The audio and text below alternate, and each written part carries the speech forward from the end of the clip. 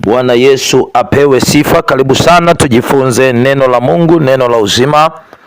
Na ninafundisha somo zuri ambalo litakujenga na linakwenda kukufungua kwa kiwango ambacho sio cha kawaida. Somo ambalo nataka tujifunze, tushare ni kwa habari ya ulimi. Ulimi kwa mapana sana. Ukisoma Biblia, neno la Mungu linasema ya kwamba katika kile kitabu cha Yakobo, ndugu zangu, Yakobo ile sura ya 3 na ule mstari wa 1, neno la Mungu linasema, tutasoma mpaka kwenye ule mstari wa 12. Sikiliza neno. Ndugu zangu, msiwe walimu wengi, mkijua ya kuwa mtapata hukumu kubwa zaidi. Maana twajikwaa sisi sote pia katika mambo mengi. Mtu asiyejikwaa katika kunena, huyo ni mtu mkamilifu, awezaye kuzuia na mwili wake wote kama kwa lijamu. Angalieni, twatia lijamu katika farasi ili watutii. Hivi twageuza mwili wao wote. Tena angalieni, merikebu ingawa ni kubwa kama nini, na kuchukuliwa na upepo mkali, zageuzwa na usukani mdogo sana, kokote anakuazimia kwenda naoza. Sema vivyo hivyo ulimi nao ni kiungo kidogo, nao hujivuna majivuno makuu. Angalieni jinsi moto mdogo washavyo msitu mkubwa sana. Nao ulimi ni moto, ule ulimwengu wa uovu. Ule ulimi umewekwa katika viungo vyetu, nao ndio utiao mwili wote unajisi. Huwasha moto mfululizo wa maumbile, na huwasha moto na jehanamu. Maana kila aina ya wanyama na ya ndege na ya vitambaavyo na vitu vilivyomo baharini vinafugika, navyo vimekwisha kufugwa na wanadamu. Bali ulimi hakuna awezaye kuufuga. Ni uovu usiotulia, umejaa sumu iletayo mauti. Kwa huo twamhimidi Mungu Baba yetu, na kwa huo twawalaani wanadamu waliofanywa kwa mfano wa Mungu. Katika kinywa kile kile hutoka baraka na laana. Ndugu zangu, haifai mambo hayo kuwa hivyo. Je, chemichemi katika jicho moja hutoa maji matamu na maji machungu? Ndugu zangu, je, mtini waweza kuzaa zaituni, au zabibu kuzaa tini? Kadhalika chemichemi haiwezi kutoa maji ya chumvi na maji matamu. Hilo ndilo neno la Mungu. Tumshukuru Mungu. Sema amen. Somo letu tunajifunza linasema kwa habari ya ulimi. Nataka tuuangalie ulimi kwa mapana. Maana yake mahali hapa alikuwa anazungumza kwa habari ya maneno. Amen. Maana yake ulimi ndio unaodhalisha maneno. Ulimi ndio unefua matamshi. Ndio maana angalia, mtu akiwa na ulimi una madhara hawezi kuongea. Akiwa na ulimi mfupi hawezi kuongea. Kwa sasa ndio maana sasa ulimi manake ndio unaozalisha maneno, ndio unaotoa maneno. Sasa nataka tuangalie, amesema kwamba ndugu zangu, watu wengi msio walimu, mkijua kuwa mtapata hukumu kubwa. Maana twajikwaa sisi sote. Mtu asiyejikwaa katika kunena, huyo ni mtu mkamilifu. Muona amesema asiyejikwaa katika kunena, katika kuzungumza, katika kusema. Akasema tena sisi sote tunajikwaa. Maana yake mtu asiyejikwaa, huyo ni mtu mkamilifu, awezaye kuzuia na mwili wake wote. Tena akaendelea ule mstari wa 3 akasema, angalieni, tuatia lijamu katika farasi ili watutii. Mone, ili watu hivi twageuza mwili wao wote. Maana yake tuna uwezo wa kuwazuia wanyama, kuzuia wanyama. Hapa amezungumzia farasi, kuzuia. Maana yake kuwazuia mnyama, au unamwelekeza mnyama, unamfundisha mnyama. Tunaona mbwa wanaelekezwa, tunaona njiwa huwa wanaelekezwa, ng'ombe wanaelekezwa, mpaka wanaelekezwa sasa tuatia jam. Sasa ukiendelea anasema tena, merikebu ingawa ni kubwa kama nini, nao inachukuliwa na upepo mkali ikitupwa huku na huku. Anapozungumza merikebu anamaanisha meli. Meli usukani wake ni mdogo, lakini meli huwa ni kubwa, lakini usukani wake ni mdogo. Sasa anasema ndivyo ulimi. Ulimi ni kiungo kidogo, maana yake kimewekwa kwenye mwili. Angalia jinsi uweze kuona. Kwa ulimi ndio unaopelekesha mwili, ulimi ndio unaendesha mwili. Anasema kwamba ulimi ndio ulimwengu wa uovu. Ulimi ndio ule ulimwengu wa uovu, huwasha moto wa maumbile mfululizo, huwasha moto wa jehanamu. Maana yake ni ulimi ndio unaosababisha matatizo kwenye maisha yetu, kwenye maisha ya mtu, kwenye maisha ya watoto wako, kwenye maisha, kwenye afya yako, kwenye biashara zako. Sasa ndio maana nataka tuangalie kwa habari vizuri. Anasema watu wengi wameweza kufuga wanyama, lakini wameshindwa kufuga ulimi. Maana yake kwa huo ulimi tunalaani watu, kwa huo ulimi tunabariki watu. Akasema chemichemi inatoa maji matamu na maji machungu. Sema isiwe hivyo kwenu. Maana huyo mtu una uwezo wa kwenda kufanya ibada, lakini huyo mtu akatoka kuanza kusengenya, akasema maneno mabaya. Huyo mtu ana uwezo wa kubariki, huyo mtu ana uwezo wa kulaani, kutumia ulimi ule, kutumia kinywa kile. Ndio maana tukaonywa, tukaambiwa, ndugu zangu, isiwe hivyo kwenu. Mungu akubariki, sema amen. Ukisoma Biblia, Zaburi ile sura ya 45 ule mstari wa kwanza, neno la Mungu linasema, sikiliza neno. Biblia inasema hivi: moyo wangu umefurika kwa neno jema, mimi nasema niliyomfanyizia mfalme. Ulimi wangu ni kalamu ya mwandishi mstadi. Mstari pia nasema, wewe mzuri sana kuliko wanadamu, neema imemiminiwa midomoni mwako. Kwa hiyo Mungu amekubariki hata milele. Unaona, huu ni ulimi. Moyo wangu, moja, umejaa maneno mazuri. Mbili, sasa jambo la pili, ulimi unaandika nini? Yale maneno ambayo unaoyazungumza, unaoyatoa. Kwa hiyo inategemea sasa wewe kwenye moyo wako umejaza vitu gani. Inategemea wewe kwenye moyo wako umehifadhi nini. Ndio maana tukashauriwa kwenye neno la Mungu. Neno la Mungu nasema, na neno la Kristo likae kwa wingi mioyoni mwenu. Amen. Maka neno la Mungu linapokaa kwenye moyo wako kwa wingi, kile utakachokitoa maana yake ni kile kilichoingia. Ndio maana Yesu akasema kwamba kwenye Marko ile sura ya 7 kwamba kinachotoka ndani ya mtu ndicho kinachomtia mtu unajisi, kwa maana ndani ya moyo yanatoka mawazo mabaya. Amen. Sasa tunaendelea na ulimi. Kwa inategemea wewe umeweka nini kwenye moyo wako, umejaza vitu gani kwenye moyo. Kwa ndio maana kuna umuhimu sana wa wewe kujifunza neno la Mungu, neno la uzima. Amen. Ukisoma Biblia Mathayo sura ya 12, neno la Mungu linasema, kumbuka, usisahau. Biblia sema, moyo umefurika neno jema, mimi nitasema alionifanyia mfalme. Ulimi wangu ni kalamu. Nini maana yake? Maana yake ulimi huwa inaandika maneno tunayoyaongea, maneno tunayoyazungumza huwa yanarekodiwa, yanaandikwa. Tunasoma wapi? Mathayo sura ya 12 ule mstari wa 36. Biblia inasema, basi nawaambia, kila neno lisilo na maana watakalolinena wanadamu watatoa hesabu ya neno hilo siku ya hukumu. Unaona, basi nawaambia, kila neno watakalolinena, watakalozungumza, watakalosema ambalo halina maana watatoa hesabu. Kumbe namba 1, kuna maneno yenye maana.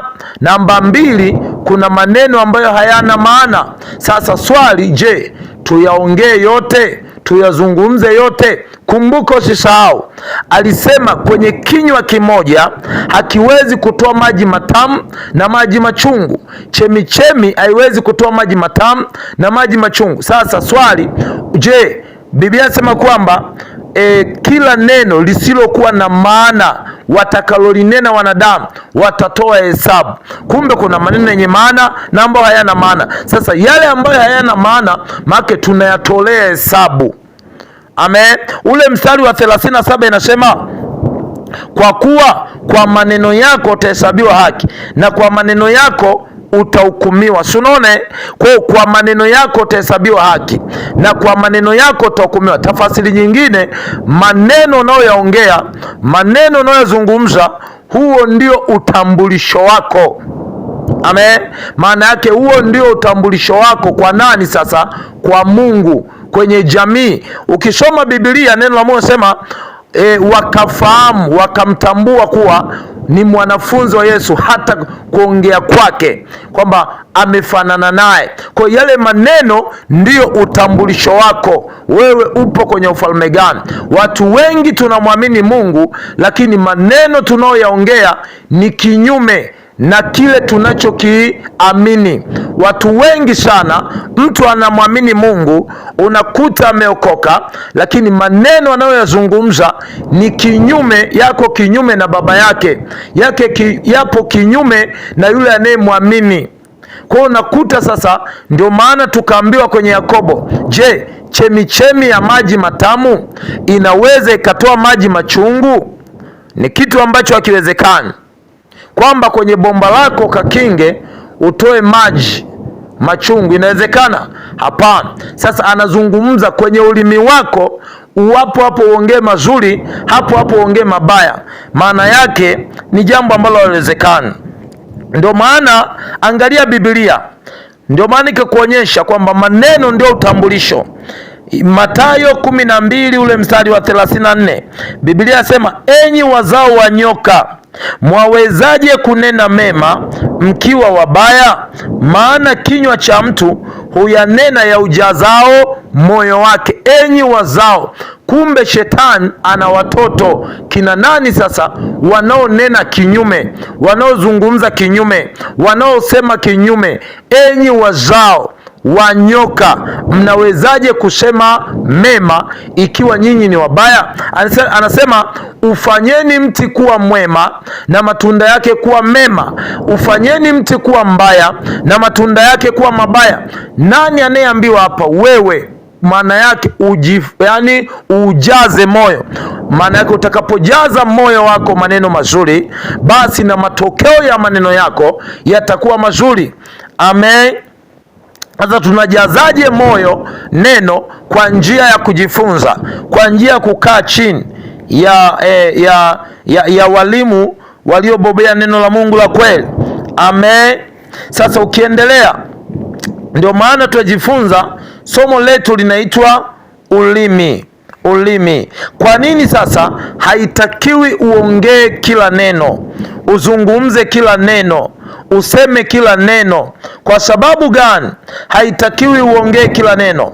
Jambo la kwanza, tumezuiliwa, haturuhusiwi tuzungumze kila neno.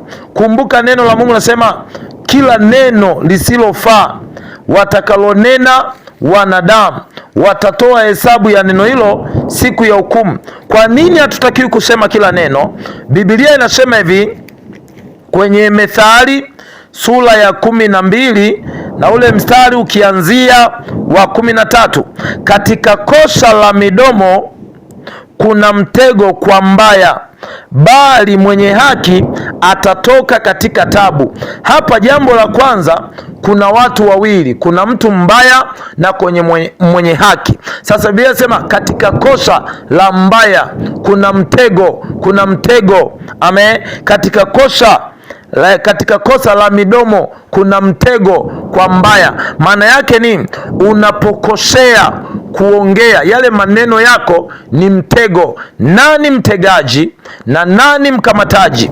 Biblia inasema Methali sura ya 6 na ule mstari ukianzia wa pili, neno la Mungu nasema hivi, sikiliza neno: basi umetegwa kwa maneno ya kinywa chako, umekamatwa kwa maneno ya kinywa chako. Maana yake hapa, nani mtegaji na nani mkamataji? Umetegwa, umekamatwa. Namba moja, yale maneno unapozungumza kinyume. Kumbuka, maneno ni mbegu, maneno ni roho, maneno ni pumzi, maneno ni uhai. Ukisoma Biblia, Yohana sura ya 6:63, Yesu anasema mwili wangu haufai kitu, maneno niliyowaambia ni roho. Maana yake hiyo ni A. Sasa B, maana yake maneno ya mtu, maneno yako pia ni mbegu. Kile unachokitoa kwenye midomo yako huwa hakipotei bure. Maana yake kinaleta matokeo, kinaleta majibu aidha ya maisha yako sawasawa na ulivyonena, aidha ya afya yako sawasawa na ulivyonena. Kwa inategemea wewe unaongea nini, unazungumza nini. Biblia inasema kwamba kwenye kile kitabu cha Methali sura ya 18 na ule mstari ukianzia, sikiliza neno 18 ule mstari wa 20, tumbo la mtu litajazwa matunda ya kinywa chake, atashiba mazao ya midomo yake. Unaona, tumbo la mtu litajazwa. Linajazwa nini hili tumbo? Anapozungumza neno tumbo, akili yako tu isikupeleke kwenye hili tumbo. Maana yake anazungumza sasa matokeo, majibu ya kile ulichokitoa kupitia midomo yako. Anasema mauti na uzima huwa katika uwezo wa ulimi. Unaona, tumbo la mtu litajazwa matunda ya kinywa chake, atashiba mazao ya midomo yake. Kumbe maneno yana matokeo. Kwa unategemea wewe unaongea nini. Unapoongea uzima, utakachopata ni uzima. Ukiongea kushindwa, utakachopata ni kushindwa. Ukiongea kifo, ndicho utakachokipata. Ukiongea, maana yake ni ukiongea mema ndipo yatakapokujilia. Kwa inategemea wewe unaongea nini. Kwa haitakiwi unene kila neno, uzungumze kila neno. Kwa nini haturuhusiwi kuzungumza kila neno? Ni jambo la hatari sana. Watu wengi wanamwamini Mungu, watu wengi wanamwamini Kristo Yesu, lakini maneno wanaonena, ndio maana unakuta watoto wa Mungu wengi wanapita kwenye changamoto. Watu wanamwamini Yesu, lakini wana matatizo. Kwa nini? Kile wanachokinena sicho kile ambacho walichokiamini. Angalia neno la Mungu linavyosema. Methali sura ya 15 mstari wa kwanza, jawabu la upole hugeuza hasira, bali neno liumizalo huchochea ghadhabu. Unaona, neno linaloumiza linachochea hasira, linachochea ghadhabu. Kwa haitakiwi uongee kila neno, uzungumze kila neno. No, kuna maneno yanayochochea hasira. Kwa kuna ndoa nyingi zimekufa kwa ajili ya maneno. Kuna jamii zimesambaratika kwa ajili ya maneno. Kwa maneno huwa yanachochea ghadhabu. Neno liumizalo huchochea ghadhabu. Mimi kuna aina ya watu niliokutana nao, maana yake kumtamkia mke wake mabaya. Unaponena hata kwenye ndoa, maneno kwenye ndoa yako mabaya, wewe unayenena unaweza kuona ni kawaida, lakini mpokeaji yule, lile neno likamuumiza. Sasa watu wengi ambao wamejeruhika kwa sababu ya maneno. Kwa hiyo ndio maana angalia, haitakiwi uongee kila neno. Biblia inasema mwenye hekima huyatambua maneno yatakayokubaliwa na mfalme. Kwa jua maneno yanayofaa kunenwa, sio kila neno unatakiwa uongee. No, Biblia inasema ulimi wa mwenye hekima hutamka maarifa, bali vinywa vya pumbavu humwaga upumbavu. Unaona, kinywa cha mtu mwenye maarifa kinanena maarifa, kinazungumza maneno yenye akili, bali kinywa cha mtu ambaye hana maarifa, maana yake yeye maneno yoyote mabaya, mazuri yeye kwake ni mazuri, liwe neno baya kwake yeye linafaa. Muone sasa, ndio maana sasa lazima ujaze, ili sasa unene maneno yenye maarifa, lazima ukubali kupokea maarifa. Biblia inasema pokea mafundisho yangu. Nilikuwa mwana mpenzi wa pekee wa mama yangu, akanifundisha akaniambia, mwanangu, pokea mafundisho yangu. Umeona? Kwa hiyo ndio maana kubali kujaza ufahamu wako. Kile ambacho kitakachokuwa ndani ndicho utakachokitoa, ndicho utakachokinena. Amen. Biblia inasema ulimi safi ni mti wa uzima. Mithali 15:4. Ulimi safi ni mti wa uzima, bali ukorofi wa ulimi huvunja moyo. Umeona? Kwa kuna watu wamevunja moyo kwa maneno yao. Watu wengine kwenye makampuni, kwenye biashara, kwenye ndoa, watoto wao wamewavunja moyo. Mimi nimekutana na watu, kesi nyingi, kuta wazazi wanawatamkia watoto wao maneno mabaya: hutaolewa, hutazaa, atakaye kuoa atapata shida, atakaye kuoa atateseka.